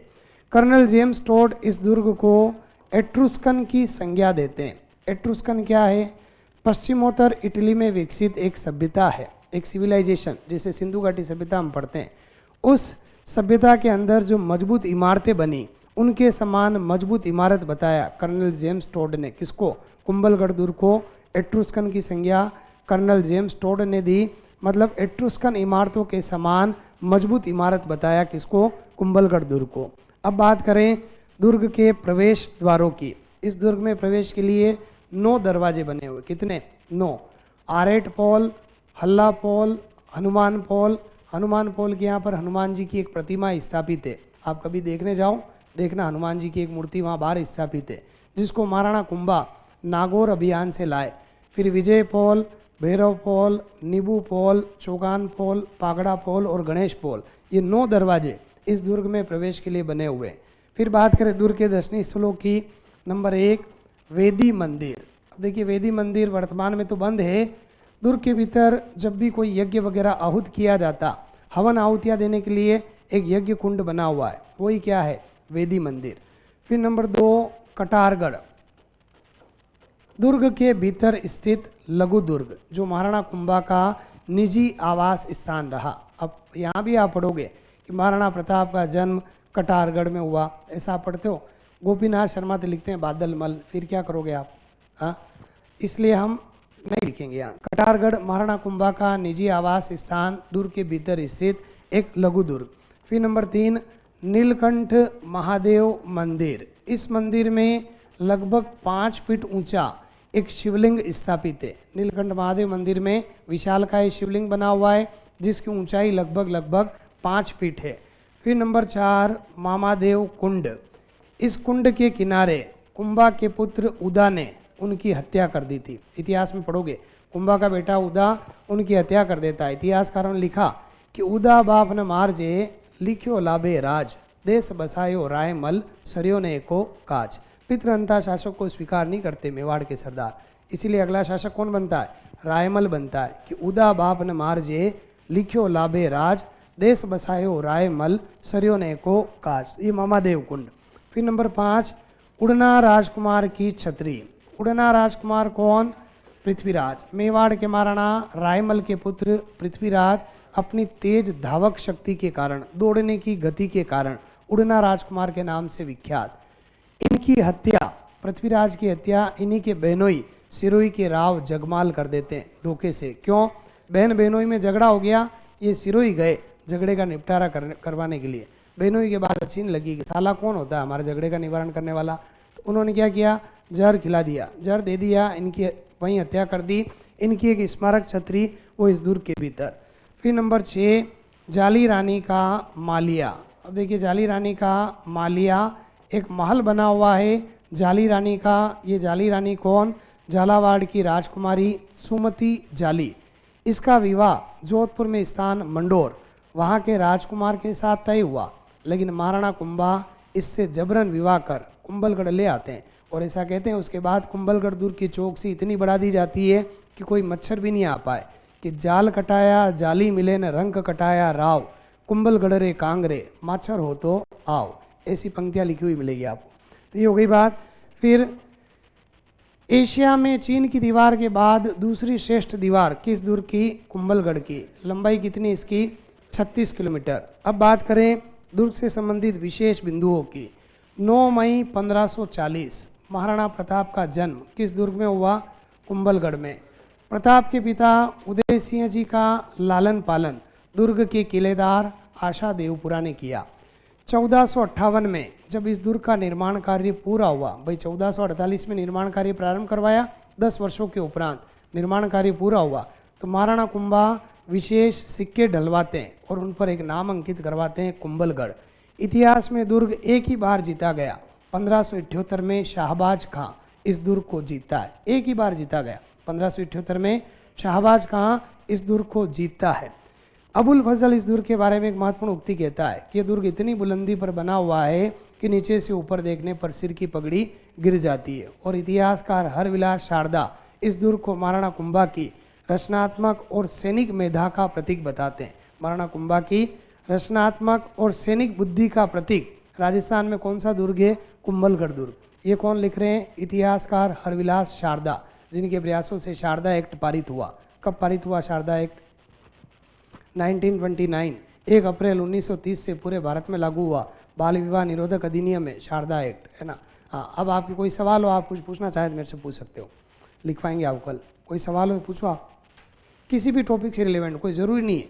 दुर्ग, लोक देवता, लोक देवी, लोक संत, तीज त्योहार, मेले, भाषा, साहित्य, मंदिर, छतरी, बावड़ी, हवेली, जो भी आप पूछना चाहें पूछ सकते हैं। सूरजपोल है वो द्वार जहाँ से आक्रमण अकबर द्वारा वहीं से आक्रमण किया जाता है। सूरजपोल बना हुआ बिल्कुल। द्वार का मतलब मुख्य द्वारों में उसकी काउंटिंग नहीं है, क्योंकि देखो राजस्थान में दुर्ग स्थापत्य की कुछ विशेषता रही। भाई दुर्ग वास्तुकारों ने दुर्ग स्थापत्य की जिन प्रमुख विशेषताओं का उल्लेख किया, अगर मान लो आपके ऐसा सवाल आया मेंस में लिखने के लिए कि राजस्थान में दुर्ग स्थापत्य की महत्वपूर्ण विशेषताएं लिखो, ऐसा सवाल आ गया, तो क्या करोगे आप कि दुर्ग स्थापत्य से संबंधित ग्रंथों के अंदर दुर्ग वास्तुकारों ने जिन महत्वपूर्ण विशेषताओं का उल्लेख किया वे सारी विशेषताएं राजस्थान के दुर्गों में दिखाई देती है। जैसे अभेद्य बुर्जियाँ, अभेद्य का मतलब जिनको भेदा नहीं जा सके। बुर्ज क्या होता है? दुर्ग के अंदर ऊंचा उठा हुआ भाग जहाँ पर बैठने के लिए स्थान होता है। अभेद्य बुर्जियाँ होती है। सुदृढ़ प्राचीर, मजबूत दीवार होती है। फिर गुप्त प्रवेश द्वार, जो आप कह रहे हो सूरजपोल पीछे की तरफ से, भाई योद्धा तो लड़कर मर लेंगे, लेकिन मान लो महिलाओं को, बच्चों को, वृद्धों को बाहर निकालना है, उसके लिए गुप्त प्रवेश द्वार होना चाहिए। दुर्ग के भीतर गुप्त सुरंगें होनी चाहिए, चारों तरफ गहरी खाई होनी चाहिए, पीने के पर्याप्त पेयजल स्रोत होने चाहिए, अन्नागार होने चाहिए, सैनिक आवास गृह होने चाहिए, राजप्रासाद होने चाहिए, राजा महाराजाओं के रहने के लिए स्थान। ये सारी विशेषताएं राजस्थान के दुर्गों में दिखाई देती है। ये दुर्ग स्थापत्य की प्रमुख विशेषताएं राजस्थान में, क्योंकि जब हम पढ़ते हैं तो महाराष्ट्र और मध्य प्रदेश के बाद राजस्थान देश का तीसरा ऐसा राज्य है जहाँ सबसे ज़्यादा दुर्ग है। एक गणना के अनुसार 250 से भी अधिक दुर्ग वो राजस्थान के अंदर है। और दुर्ग वास्तुकारों ने दुर्ग की जिन महत्वपूर्ण विशेषताओं का उल्लेख किया वो सारी विशेषताएं राजस्थान के दुर्गों में हम देख सकते हैं, क्योंकि दुर्गों का निर्माण का उद्देश्य क्या? सुरक्षा और रहवासी, है ना। भाई रहना और सुरक्षा दो महत्वपूर्ण उद्देश्य रहे, तो ऐसे स्थान पर तो दुर्ग नहीं बनाएंगे जहाँ शत्रु सेना आसानी से पहुँच सके। मतलब विकट परिस्थिति में ही दुर्ग बनाए गए जहाँ पर पहुँचना आसान नहीं हो और आक्रमण करना भी आसान नहीं हो। तो ये सारी विशेषताएं राजस्थान के दुर्गों में, अभेद्य बुर्जियाँ हो गई, सुदृढ़ प्राचीर हो गई, किले के चारों तरफ गहरी खाई हो गई, गुप्त प्रवेश द्वार, फिर गुप्त सुरंगे, अन्नागार, सैनिक आवास गृह, राजप्रसाद, जल स्रोत, ये सारे, है ना। और कोई सवाल आपका पूछो आप। त्रिपुरा सुंदरी तलवाड़ा बांसवाड़ा के अंदर, जैसे आपने नागणेची माता पढ़ी, नागणेची माता की कितनी भुजाएं? 18। ठीक वैसे ही त्रिपुरा सुंदरी की 18 भुजाएं। ये पंचाल जाति के लोहारों की कुलदेवी है, और इनके मंदिर का निर्माण चांदा भाई पंचाल ने करवाया तलवाड़ा बांसवाड़ा के अंदर। और कोई सवाल आपका? तलवाड़ा बांसवाड़ा वाला मंदिर कोई अलग से मंदिर स्थापत्य की कोई शैली नहीं। अगर यूँ देखो तो आप उत्तर भारत के जितने भी मंदिर नागर शैली, समझ गया, उसमें कोई क्षेत्रीय शैली नहीं है तलवाड़ा बांसवाड़ा वाले। भाई तलवाड़ा बांसवाड़ा में 2 मंदिर और है, एक लक्ष्मी नारायण मंदिर, एक सूर्य मंदिर, है ना, तलवाड़ा बांसवाड़ा के अंदर। वो तो हम पढ़ेंगे अलग से, बाकी ये तो केवल लोक देवियों में आएगी बात आपके, है ना। और कोई सवाल आपका? वो लिखूंगा नहीं, आप चाहो तो लिख लेना, मैं अलग से आपके लिए, आप चाहोगे तो मैं आपको उसके नोट्स आपको दे देंगे, आप उसमें से लिख लेना, ठीक है ना। और कोई सवाल आपके, कुछ पूछना चाहो तो पूछ लो। तलवाड़ा झील है, बिल्कुल है। देखिए तलवाड़ा झील वो हनुमानगढ़ के अंदर घग्गर नदी द्वारा एक झील का निर्माण किया जाता है। तलवाड़ा, तिलवाड़ा अलग, तलवाड़ा अलग। तिलवाड़ा बाड़मेर के अंदर, तलवाड़ा वो हनुमानगढ़ के अंदर। आप तलवाड़ा झील का निर्माण करती घग्गर नदी। ये ज्योग्राफी वाले आपको और पढ़ाएंगे, वैसे मेरा मैटर नहीं है, पर आपने पूछा तो मैंने बता दिया। और कोई सवाल आपका? इंग्लिश मीडियम वाली किताब का मैंने कल सर्च किया, लेकिन गाइड बुक के अंदर LR भल्ला की एक गाइड बुक आ रही है ना, लेकिन कोई प्रामाणिक किताब मुझे कला और संस्कृति में मैंने सब नहीं मिलेगी। आपको और बता दूं, देखो एक बात बता दूं, कला और संस्कृति में आपको अच्छा मैटर केवल हिंदी की किताबों में मिले। इंग्लिश की बुक्स में ये लाए ना आप, हाँ, RBD प्रकाशन की, मिरर ऑफ राजस्थान, हाँ ठीक है, इसमें भी RBD प्रकाशन की, इसके अंदर भी दे रखा होगा मैटर, पर सफिशियंट है क्या मुझे नहीं पता इतना, है ना।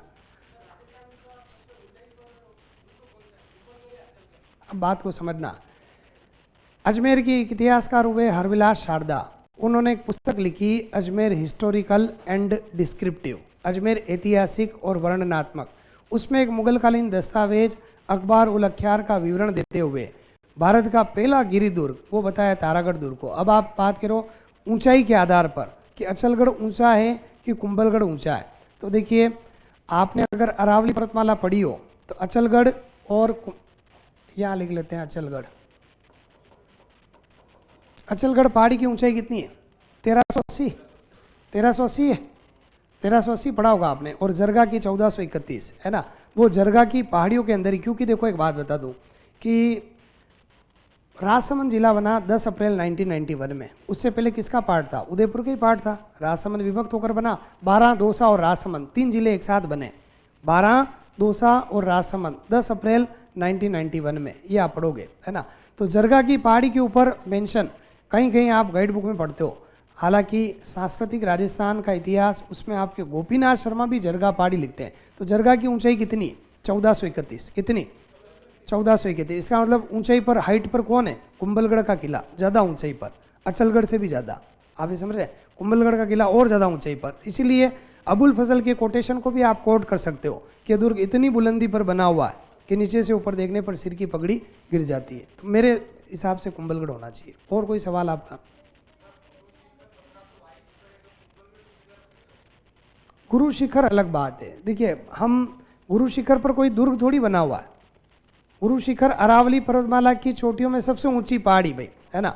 अरावली का विस्तार कितना है? अरावली राजस्थान में कितने किलोमीटर है? 550, 692 टोटल है ना भाई, 692 टोटल है, 550 राजस्थान में। अरावली का विस्तार राजस्थान में बहुत ज़्यादा है भाई। अगर आप पढ़ोगे राजस्थान में विस्तार ज़्यादा है। गुरु शिखर तो उसकी सबसे ऊंची चोटी हो गई, जो आप कह रहे हो 1722 मीटर, वो गुरु शिखर तो सबसे, वहाँ कोई दुर्ग थोड़ी बना हुआ, वहाँ कोई दुर्ग नहीं, है ना। और क्या, संतों का शिखर कहा कर्नल जेम्स टोड ने गुरु शिखर को। हाँ, और कोई सवाल हो आपका? पूछो।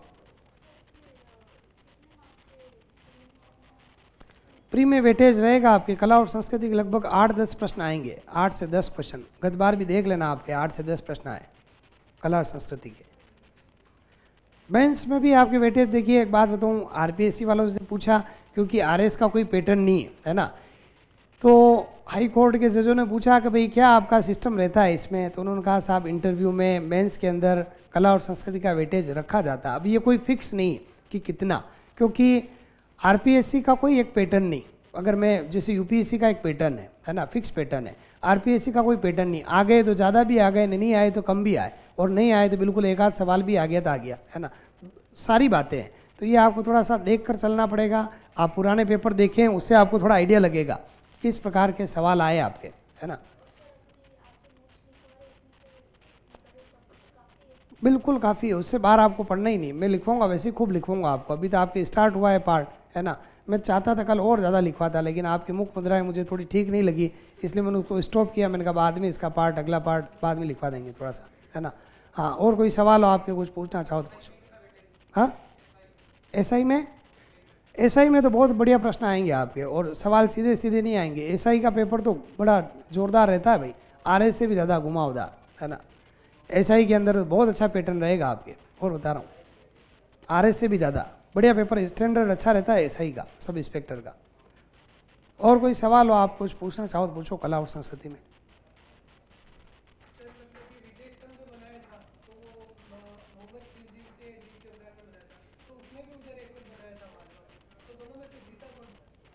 देखिए एक बात है, इतिहासकार तो ये लिखते हैं 1437 में सारंगपुर का युद्ध हुआ, उसमें जीते कौन? महाराणा कुंभा। क्यों, महमूद खिलजी नहीं था सारंगपुर के युद्ध में? था, महमूद खिलजी नहीं था। तो आप इतिहासकार तो ये लिखते हैं कि भाई जीते तो महाराणा कुंभा ही थे, जीते महाराणा कुंभा। अब ठीक है, वहाँ अगर इतिहासकार और कोई बात लिख रहे हैं, आप इतिहास वालों से और कंसल्ट करना, जो आपके हिस्ट्री वाले सर आते हैं ना, उनसे आप कंसल्ट करना। दुर्गों के इतिहास में अपन यही पढ़ते हैं कि मांडू और मालवा के सुल्तान महमूद खिलजी पर विजय के उपलक्ष्य में विजय स्तंभ का निर्माण करवाया, नाम ही इसलिए विजय स्तंभ है ना। तो ये आपके विजय की स्मृति में निर्मित। और प्रशस्तियों के अंदर विजय स्तंभ को कीर्ति स्तंभ लिखा गया। मैंने कहा ना, प्रशस्ति और शिलालेख में अंतर होता है। प्रशस्ति में केवल प्रशंसा युक्त वृतांत, शिलालेख में सारी बातें होती है, शासकीय नियम, उपनियम, राजा की उपाधियाँ, उन्होंने कौन से दान दिए, उनकी संक्षिप्त वंशावली, सबके बारे में जानकारी होती है शिलालेख के अंदर। लेकिन प्रशस्ति में ऐसी जानकारी नहीं। प्रशस्ति में केवल उनकी प्रशंसाओं का, उनकी जो उपलब्धियाँ है, उनका प्रशंसा युक्त वृतांत, वो प्रशस्ति होती है ना। और कोई प्रश्न हो तो पूछो आप। Indian culture, Rajasthan culture, Rajasthan culture में बहुत सारी किताबें, है ना। राजस्थान कल्चर की टॉपिक वाइज किताबें, भाई आप राजस्थान के लोक नृत्य पढ़ना चाहते हो तो मैं आपको कहूँगा महेंद्र भाणावत पढ़ो। राजस्थान में लोक देवता संत पढ़ना चाह रहे हो तो पेमाराम पढ़ो। राजस्थान के दुर्ग पढ़ना चाह रहे हो, राघवेंद्र मनोहर पढ़ो, है ना। तो मेरे पास तो एक एक किताब है टॉपिक के अकॉर्डिंग, है ना। एक एक किताब, एक एक बुक से अगर आप चाहो तो आप भले ले आना, मैं नाम लिखवा दूंगा आपको। बाकी आपको इतना पढ़ने की आवश्यकता नहीं। मैंने कहा ना, आपको लिखवाएंगे, आपको फिर भी लगे कि भाई अभी कम है मैटर, आप मेरे से सवाल पूछ सकते हैं। आप कोई भी सवाल हो आप लिख के लाना, कोई दिक्कत नहीं। आप कहोगे उसका अपन यही क्लास में बात करेंगे, है ना। कोई आपकी समस्या हो आप बात करना।